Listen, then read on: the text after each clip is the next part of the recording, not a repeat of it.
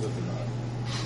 And they were great But we to need work to make with. sure that it does not, people understand it did not come from United Funds. Correct. It was Scott was also on that. Right, it was the liability Yes. money that we administered by the United Yes. Fund. And that's paid towards the wastewater, the street department, the fire department, gas department. Anybody that had an initial claim with FEMA in June was eligible. And we had about 3 individuals who took considerable time. And I think Scott brought it up today at the department head meeting. There has been some money held back for mitigation purposes, so if there's things we're aware of that we should try to rectify or resolve them, there would be some money in place. In other words, we're aware of 2 or 3 situations that need to be corrected that were contributed to flooding in certain areas. So apparently if we got something on the drawing board that we would like to try to correct that situation in the future, we could possibly utilize some of that money. Thank you very much. Thank you, Mark. Thank you.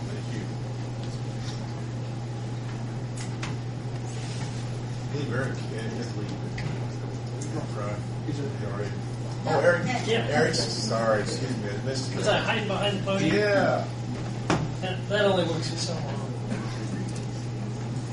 I just want to kind of update you on the housing program that we've been working on. Mainly Lisa Westenberger in our office has been working to, well, actually I said that wrong. It's Deb Lilly that's actually working on this project. I don't want to shortchange Deb. In putting together an application request to the Indiana Housing Finance Authority for $250,000. Basically, actually it's the Indiana Housing Community Development Authority, they changed the name, for $250,000 for homeowner rehab program. At this point in time, the application is due next Friday. We have received over 29 applications, 19 new applications, 10 applications from individuals who could not get assistance from the last program the city operated due to the limited funding we had. So they are being rolled over into this program. It's a grant program that helps fix up homes for individuals that are low to moderate income, things like electrical upgrades, heating, HVAC, roofs, and other handicap accessible needs that they may have, ramps and so on. The individual has to live in the home. We can't do mobile homes or homes on contract, and they must be insured.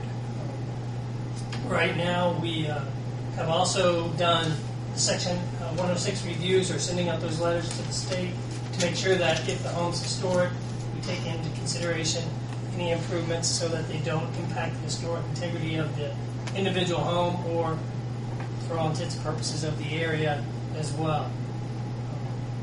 Right now, we also are solidifying, I guess you call them not matching, but they're letters of support from different organizations, whether it's services, human services is offered to be a partner providing services to individuals, and I know the fire department is willing to also help by doing some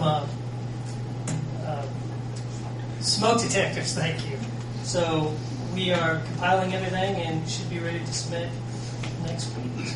Now, you don't have that many applicants, really, at this time. Well, we have letters from them. We don't have full applications at this point in time. What we have is information on homeowners that is basically cursory information. It doesn't have, we've not income qualified all these individuals or checked their income documentation. What we do is they're basically letters of interest or basically kind of a short intake document.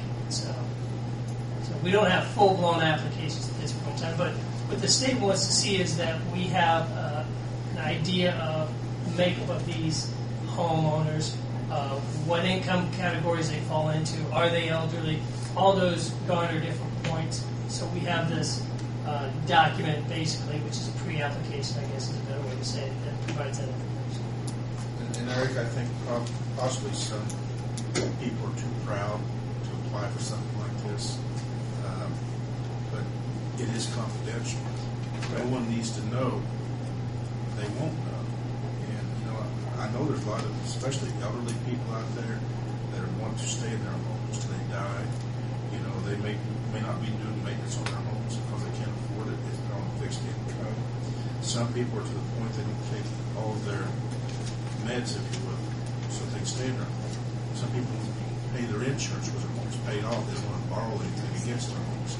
And this is something that they can utilize this loan on. It's not a loan. They don't have to repay anything. It's help. If they stay in their home. Yes. Definitely.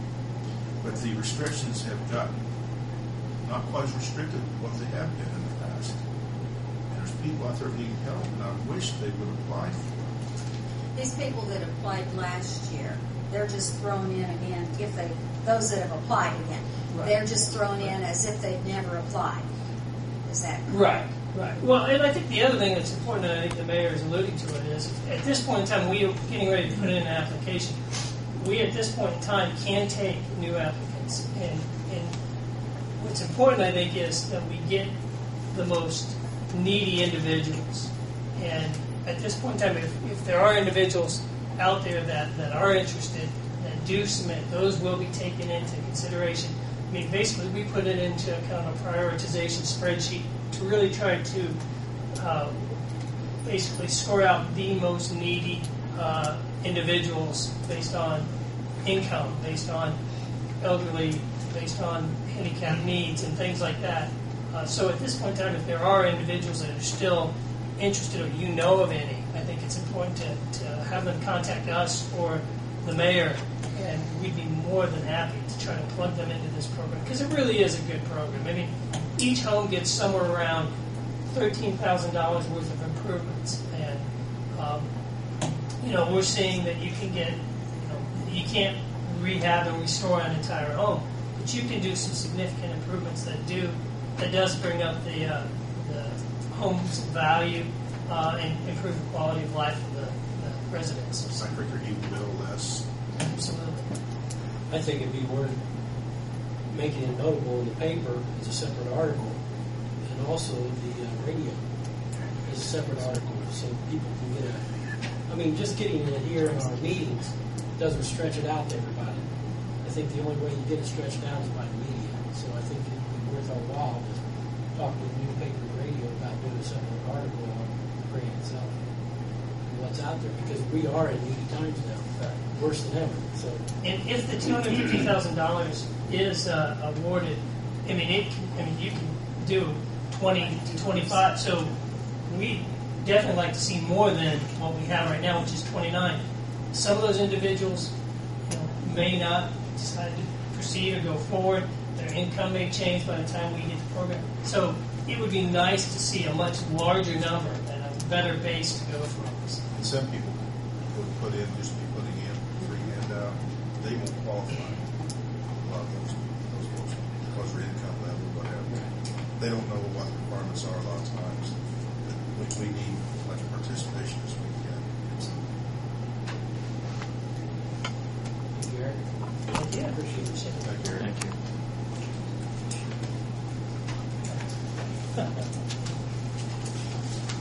Next on the agenda, you've got your request from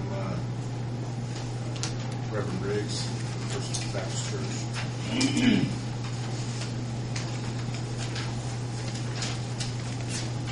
They're asking for this just in case of emergencies for a place to go to.